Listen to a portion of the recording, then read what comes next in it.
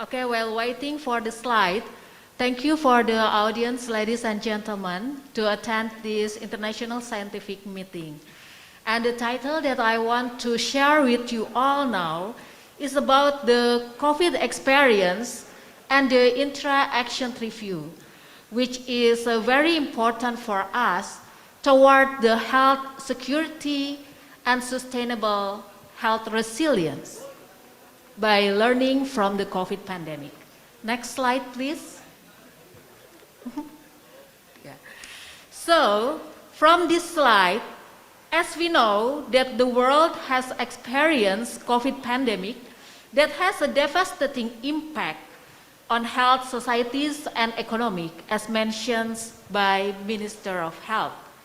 Up to date, more than 500 million cases were reported with more than 6 million deaths.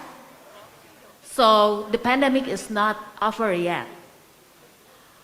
It has highlighted the need, the stronger and more inclusive health emergency preparedness and response and resilience architecture. Next slide. So these are the key actions that WHO has conducted to support the countries to respond to the pandemic.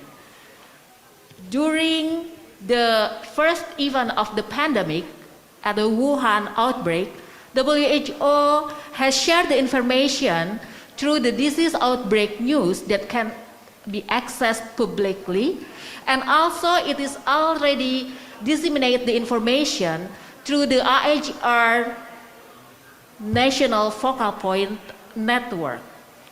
And later on, to ensure the COVID essential supply after the declaration of the public health emergency of international concern of the COVID pandemic and escalated into the pandemic, WHO and partners collaborate together to develop the COVID tools, access to the COVID tools, and also including the COVAX. It is one of the pillars that specifically on the vaccine, on the access to COVID tools. And also WHO developed the COVID technology access pool and other biohub and other innovative that can collaborate and enhance the coordinations using the whole society approach for the COVID pandemic. Next, please. So these are the slides that emphasize to us about the collaboration using whole society approach at all levels is very crucial for resource mobilization, financing, and then provision of the equipment, vaccines, and also deployment of the healthcare workers, such as WHO has a network for deployment of healthcare workers and other expertise in response to the COVID pandemic and support the countries in responding to pandemic through the Global Outbreak Alert and Response Network. And the collaborations, as you see in the slide, include the ICT Accelerator, and then COVAX, BioHub, and Transport Technology. And during the 75th WHA in May, also discussed the global initiative through strengthening global architecture for health emergency preparedness, response, and resilience, and also global strategic preparedness network. Next, please. So, in response to the pandemic, WHO has developed the COVID Strategic Preparedness and Response Plan. While in 2022, the plan focusing on how to support and suppress the transmission of COVID, reduce exposure, and protect the vulnerable, because at the time we have little knowledge about its characteristic. While the 2021 SPRP, it is more updated strategy to also incorporate all of the innovations and also tools that we already learned for the COVID pandemic. And this SPRP 2022 emphasized how we together in collaboration to end the global COVID emergency at good pace and for sustainable health security. Next. Yeah. So in the SPRP 2022 and also 2021, it covers all of these pillars. As you can see here, include coordination, infection control, case management, risk communication, surveillance, laboratory, enhancing point of entry, operational support and logistics, vaccination, and maintaining essential services. Next. And then next slide, yeah. And then in 2022, the strategy emphasized that more collaborative actions and also to optimize response, we simplified the pillars into these 5 pillars that include the COVID preparedness and response coordination to mount the effective COVID response involving multi-sectoral sectors, and also surveillance, laboratory, and public health intelligence, vaccination, public health and social measures, and engaging community, which is very important, and include safe and scalable clinical care and resilient health system, research development, and equitable access to countermeasure and essential supply. Next. Now, let's see what are the highlights of each pillars. So in the coordination, it is important to mount multi-sectoral collaboration and resource mobilization. So this includes improving the incident management and partner coordination and all other things that you can see in the slide. Next. And the other one is the surveillance. It is very crucial pillar to understand the epidemiology information and also to guide and inform the decision making to guide the response. So if the surveillance having bad quality data, so our response might be blind. So it is blind and maybe not effective. So this include, we need to improve the collaborative intelligence and public health analysis, integrated respiratory disease, and using the multi-source surveillance that will be explained later on by Dr. Masaya. Next. So the other pillar is about the integrated clinical pathway, including access to essential medicine supply, and also infection prevention control, and of course, to also protect the healthcare workers. And this one, while we are as a healthcare workers support and also response the COVID response, we have not to neglect all of the essential healthcare services. We all know that during the COVID, the other outbreak can be happen.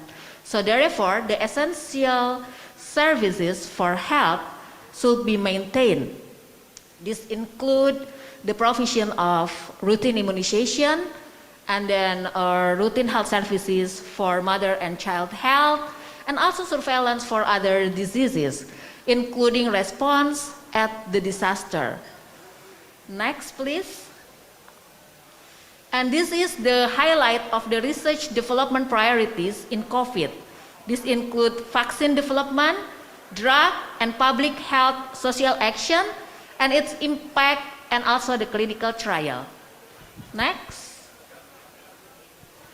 This one is also the important pillar, where this pillar, improving vaccination coverage with focus on all vaccination coverage of vulnerable population, is really crucial to achieve goals of the COVID vaccination program. What are the goals?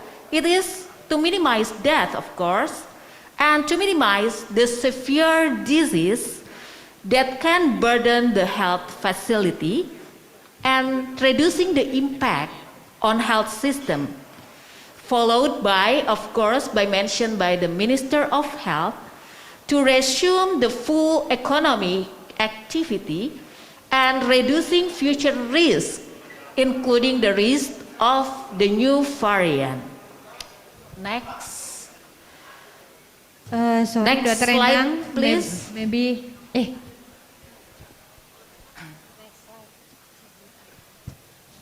Maybe 2 minutes more. Yes, thank you. So this during COVID pandemic, these are the support of WHO Indonesia that we adopt the COVID SPRP into the response plan and including capacity building of all of those pillars and conducting the interaction review. Next.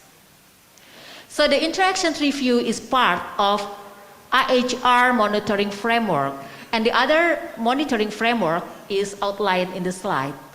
Next. So what are the interaction review?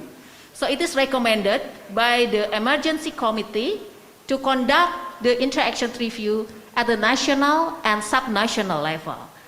It is a country-led facilitated discussion that allow national and subnational stakeholders of the COVID response to reflect on the ongoing COVID outbreak response at the country level, to identify current best practice, gaps, and the lesson learned, to build up and recommend the corrective action to improve the response.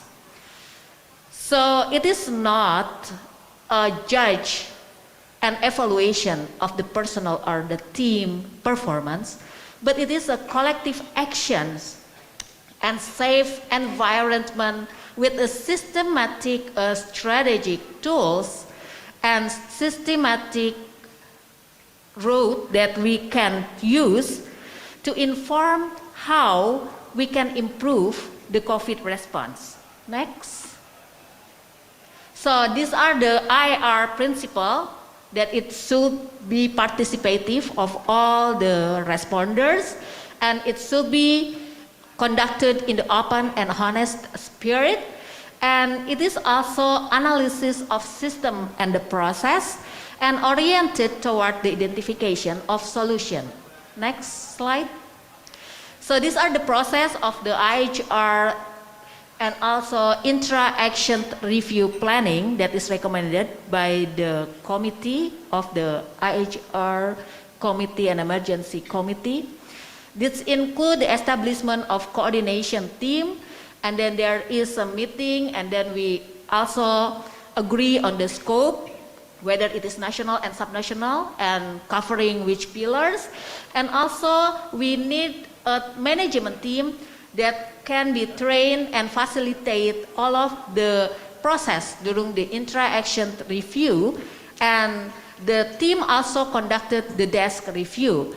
Later on, after the orientation to the stakeholder, then we can conduct the interaction review. Next. So, this is the overview of the interaction review. We identify what went well and what went less well during the COVID pandemic, how we can improve the COVID response to revise the COVID response plan. Next. So this COVID intra-action review can be conducted at the national and subnational level, and also it will inform the revision of the COVID response plan. Also, it will inform at the end if the COVID outbreak declared over or under control. It will inform the after action review. Next. So these are just highlight of some publications that emphasize the importance and also use of the interaction review to inform improvement of the COVID response. Next. And these are the countries that already implemented COVID response. You can see in all of the region overall, they already conducted a COVID response, including some countries in the CRO and including the Indonesia. So we congratulate Indonesia to do the interaction review and the periodic monitoring of interaction review. Next. So this is the lesson learned of the COVID interaction review in Indonesia. As you can see, the Indonesia conducted interaction review in August, and also Indonesia conducted monitoring of recommendations implementation of interaction review along the pandemic period from the August up to now. So there are around 6 monitoring interaction review that will be a rich information and documentation of lesson learned, how we can build up the health resilience of Indonesia for future health emergency. Next, please. Yeah, this is just to share the scheme of all of this interaction review of all pillars can inform the COVID response plan at national and guide the sub-national level response plan.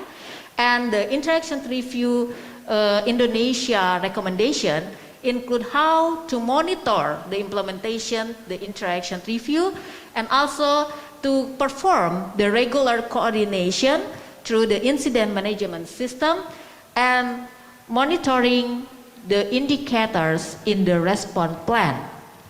Next.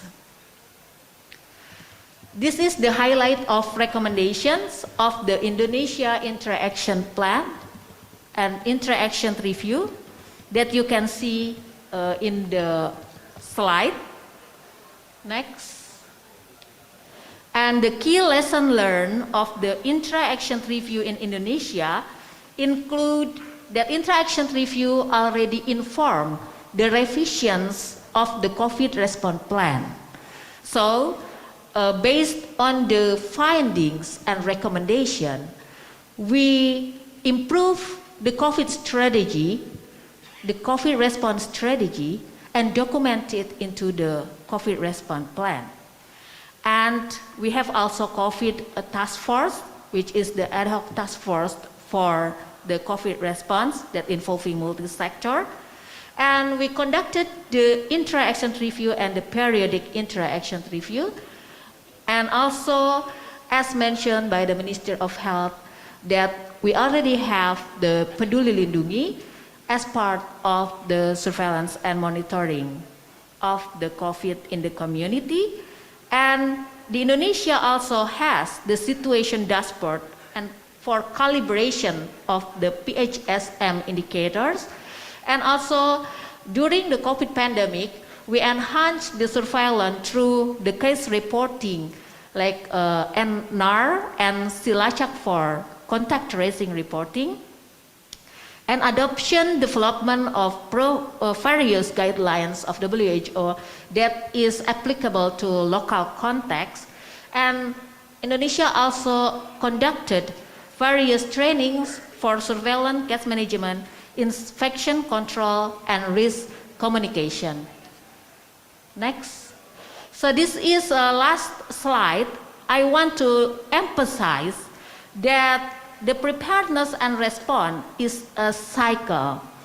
So it is a never-ending story, even though the COVID already in the control, but there will be future threat that is imminent. During peacetime, whenever there is no emergency, planning, including development contingency planning, is essential.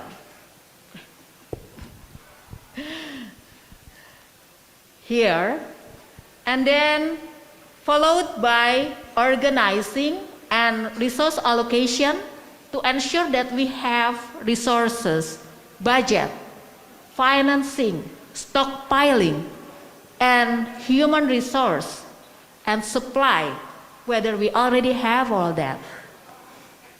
And then during the COVID pandemic or other emergency, we have to translate or activate the contingency plan that we already developed into the response plan.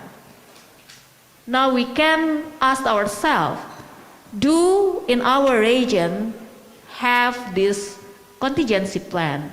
And whether during COVID pandemic, do we have this response plan?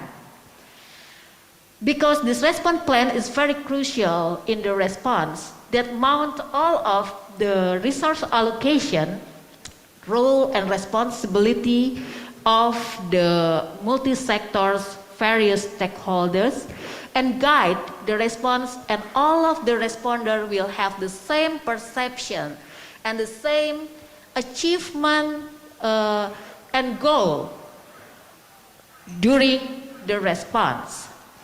And during the response, as we know that the plan is not always go as we desired and as we planned.